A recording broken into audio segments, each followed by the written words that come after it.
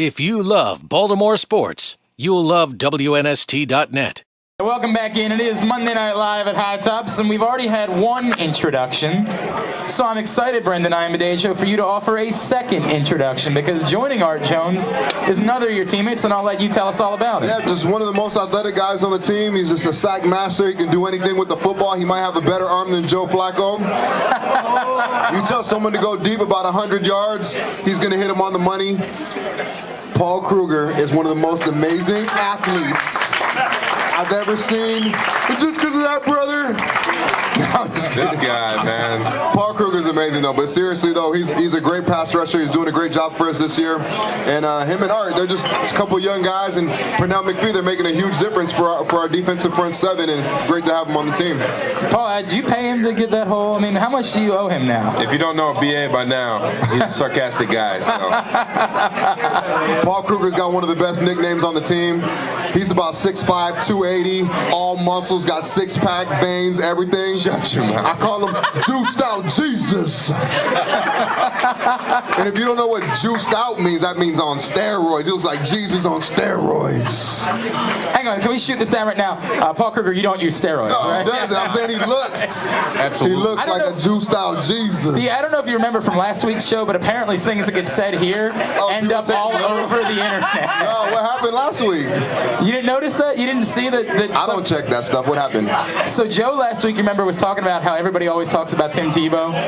When the Ravens get disrespected, everybody always talks about Tim Tebow. All of a sudden on Friday, I'm watching Sports Center, and then I'm checking Pro Football Talk, and everybody is talking about Joe's comments on our show last week. Oh, wow. Be careful, Paul. Yeah. So Don't say anything crazy, bro. we just want to say for the record, not a steroid user, Paul Kruger. Absolutely not. He's Absolutely clean. not. He's clean.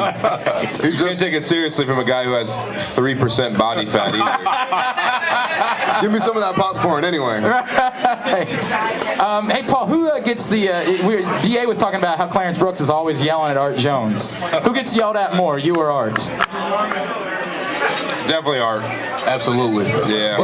My first 2 years, I definitely got yelled at more, though. If you throw Jerry Rossberg, well, I'm spitting like Coach Harbaugh spits all over everybody. If you take Coach if you take Coach Rossberg, the special teams coach, into account, I think Paul Kruger might get his butt chewed more than Art Jones, because he gets a little bit from CB, but he gets a lot from his daddy, Jerry Rossberg. Loves him. Art, what's the appropriate way, when you get yelled at by CB, what's the appropriate way to respond to him? Don't do it, Art. Don't say it. By saying yes, sir. There's certain ways how to say yes, sir. There's a yes, sir, and then there's a yes, sir. The yes, sir means it's a different way of saying it. Paul, is that the same way you handle Coach Rossberg? I just don't say anything. I just sit there and stare at him like, I don't really mind what you're saying right now. Right. I'm just going to go play football here. Hang on. You mentioned that Paul has a great nickname. Art has a nickname, too. Don't do it. I've never mentioned it on the radio before. And you're still not going to. No, really? Not tonight. I don't know. The dude's like a black belt in multiple forms of martial arts. Good luck, dude. I'll leave it alone, Another show, I guess. another show. I feel like it's better than Paul's nickname, though, just for the record. I feel like he's got a better nickname. It might be something good. It might not be something bad. No, you want to hear it? Nah, I'm good. You're good? All right, fair enough. Hey, Paul, we were talking in the first segment, obviously. Look, we know that you guys didn't want to go out last night and get your asses kicked in San Diego. We're well aware. And I asked this of Art, I'll ask this of you too. What did you learn from that last night that you'll be able to take moving forward and as you guys play the rest of the regular season? You know what? I think it was just a big-time wake-up call that, even though we are a great team and we're doing good things this season, that week in and week out we got to come in and every game's got to be the same. The mental preparation, the physical preparation. I mean, whatever you got to do to play your A game on Sunday, you got to do it no matter you're playing the Chargers or the Steelers or the Patriots. I mean, it doesn't matter, And so I think we're just going to take it in stride. We got 2 games left, and I think everybody on the team and the whole organization understands the importance of these next 2 games. So I don't think anybody's going to have a rough time getting their minds and their bodies right. You know, we're gonna be playing with everything we got in these next 2 weeks. BA, something exciting just about playing games like this down the stretch of the season still. I mean, look at how many teams right now are playing games that they just don't matter at all. There's games every week between two teams, and the games just don't matter at all. Right. I mean, there's some teams are playing for pride. Some teams are playing for, some guys are playing for contracts or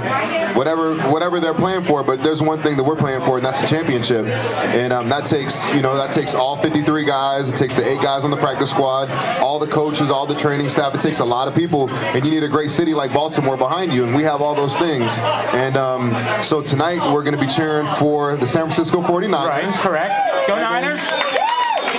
And then we're going to go to work tomorrow and get the stink off and have a great practice and get after these Browns on Saturday.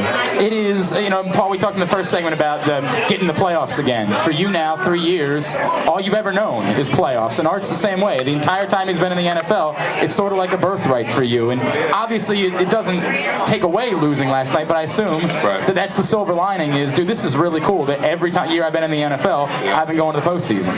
Yeah, I mean, I've been fortunate to be on good teams, in college and now 3 years in the NFL. So it's hard to imagine being on a losing team, honestly. So I'm grateful to be on the team I am. It's a bunch of, in my opinion, the best veterans in the league. We got guys at every position in every offense, defense, special teams. There's leaders out there that are helping you along, that are leading the way, that are making the impact plays that you feed off. So it's definitely an honor to be on this type of team. Art, last night, sort of moving that aside, this season, you guys as a unit, the defensive line, I mean, there have been some good defensive lines in Baltimore Ravens history, but this might very well be the highest level of play from this unit we've ever seen in this city. How did you guys go, and not to be cliche about it, from good to great this season? It's just a testament of our coaches, Chuck Pagano and Clarence Brooke. They just do a great job of just letting us be us. We go out there relaxed, and we're playing with a chip and an edge on our shoulders. And, guys like Paul Kruger in the locker room and Haloti Nada, and our group, we're just a tight unit. We're all like a band of brothers, and, we'll do anything, years down the road for each other. And it's just one of those things that we just click, and I know he has my back no matter what. I know that I can trust him, no matter what when we're on the field. So and I know he feels the same way about me. So that's just a testament of our coaching and us being so tight. BA, playing middle linebacker, this affects you maybe the most, the way that these guys play along the defensive line. How impressed have you been with their level of play throughout the season? I mean, I think, the front four or front five, it works together with the back 5 or 6. However, it depends how many guys you have in a pressure. If it's just a regular, then it's 7 in the front 4. But you have to be on a string, because we're getting them sacks by covering people, and then when they're getting sacks, we might not have the best coverage, but they're beating somebody so fast that the quarterback doesn't have a chance to get the ball out. So, this year we've been working together for the most part in most of our games, especially the games where we win, or San Francisco where you see a 9-sack game. The front end and the back end, we're tied together on a string. We play really well together, and we feed off of each other. Sizzle starts getting sacks, and all of a sudden the ball's coming out, and you see guys getting picks, and it ties into each other, and that's something we've been doing really well this year. And it's not only the players, it's the coaches, it's also the scheme as well. Sure. Teddy Monachino, he's one of the pass rush specialists and works with the outside backers, and he's done a great job getting them honed up. And we have a scheme we call 5 down, where we have 5 pass rushers in the game, and that really gives the guys a chance to get after it. Me and Paul really hate that package because we have to come out of the game. No, I'm in that one. Oh, you're in now. I'm in that one. Gosh darn it, I'm still not in there. Don't get it twisted. Settle down. Real down. Inside joke. What was that? I liked it, actually. Can you give us some background on that? Bernard Pollard, man. Really?